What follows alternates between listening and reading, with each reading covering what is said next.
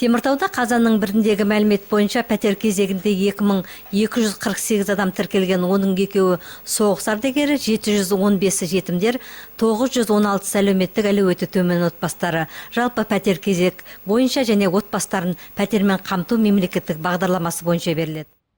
За 9 месяцев 2014 года обеспечено... Биылғы жылдың 9 айында тұрғын үй шаруашылық бөлімі 17 отбасын пәтермен қамтамасыз етті. Олардың 5-еуі жетімдер болса, 5-еуі әлеуметтік әлеуеті төмен отбасылары, 6 бюджеттік мекемеден, 1-еуі апатты үйлердің тұрғыны. Пәтер коммуналдық меншікке қайтара алынған баспаналар 63 адамға түрлі себеппен пәтер кезеңінен алынса, 351 отбасы пәтер кезеңіне алынды.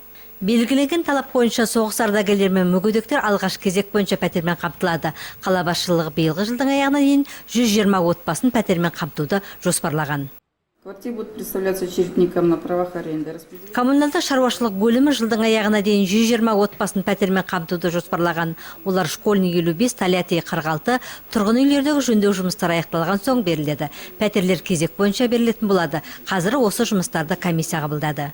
Қазір күнде қалада жас отбасылар үшін 151 пәтерлі тұрғын үй әзір тұр. 2 тұрғын үй күрделі жөндеу жұмыстары аяқталды. Енді құрылыс бөлімі пәтер кезегінделер мен жас отбасыларына қай үйден пәтер беру қажеттігі мәселені қарастыруда. Пәтерлер қалай бөлінетін болады? Барлығы ашық та әділ болу керек. Бүгін қала белсенділері алдында осы мәселені көтеріп отырмыз.